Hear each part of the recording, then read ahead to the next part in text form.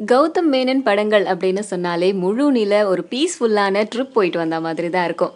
அந்த வகையில தான் வாரணம் ஆயிரம் விடிவி இதெல்லாம் எடுத்திருந்தாரு. ஆனா Gautham Menon one line story ready பண்ணதுக்கு அப்புறம் முழு நில கதையை ஸ்கிரிப்டா எழுதாம சில காட்சிகளை எடுத்ததுக்கு அப்புறம் தான் கதையை எழுத தொடங்குவாராம். அந்த வகையில தான் சென்னையில் ஒரு மழைக்காலம் அப்படிங்கிற படம் ஆரம்பிக்கப்பட்டுச்சாம். ஒன்லைன் ஸ்டோரி மட்டும் சொல்லிட்டு அசினையும் சூர்யாவையும் வச்சு சில காட்சிகள் படமாக்கினாராம். அதுக்கப்புறம் தொடர்ந்து ஸ்கிரிப்டை எழுத முடியாம அதை கைவிட்டுட்டாராம்.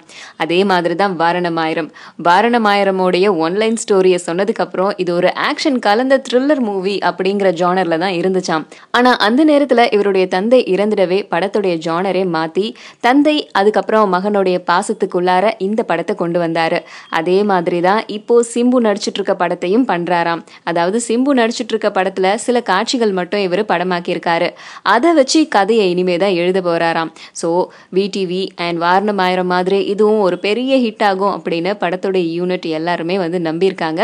ஸோ இந்த படம் இவர் எதிர்பார்த்த மாதிரி பெரிய ஹிட் கொடுக்குமா, இல்லை இவர் சில காட்சிகளை மட்டும் வச்சு கதை எழுதுறாரே பயங்கரமான ஒரு சூப்பரான ஒரு கதையை ரெடி பண்ணுவாரா அப்படிங்கிறது படம் ரிலீஸ் ஆனதுக்கு அப்புறம் இல்லை ஸ்டோரி நமக்கு தெரிஞ்சதுக்கு அப்புறம் கண்டிப்பா தெரிஞ்சிரும்.